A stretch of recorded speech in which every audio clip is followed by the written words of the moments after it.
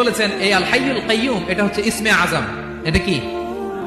যে ইসমে আজম দিয়ে দোয়া করলে আল্লাহ দোয়া কবুল করে, আল্লাহর কাছে কিছু চাইলে আল্লাহ দেয়।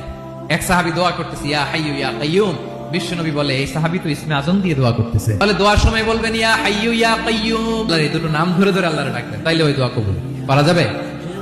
বিশ্বনবী দোয়াতে বলতেন ইয়া হাইয়ু ইয়া কাইয়ুম বিরহমাতিকা আস্তাগীথ আসলিহ লি শা'নি কুল্লাহু ওয়া লা তাকিলনি ইলা নাফসি তারফাতা আইন। ও হাইয়ু ইয়া কাইয়ুম, ও শাশ্বত চিরঞ্জীব আল্লাহ, আসলিহ লি শা'নি কুল্লাহ, আমার সব কিছুকে আপনি ফিক্স করে দেন, ঠিক করে দেন। এক পলকের জন্য, এক চোখের পলকের জন্য আমার কোনো কাজ আপনি আমার উপর ছেড়ে দিয়েন না, সব কাজ আমি আপনার কাছে সুপর্দ করে দিলাম। সুবহানাল্লাহ পড়ে। তাহলে 2 নাম্বার কথা, আল্লাহ শুধু আমাদের ইলাহি নন, তিনি হচ্ছেন আল হাই, চিরঞ্জীব, তিনি হচ্ছেন আল কাইয়ুম, নিজেও স্বয়ং সম্পূর্ণ, অন্য কেউ রক্ষণাবেক্ষণ করেন। আলহামদুলিল্লাহ পড়েন।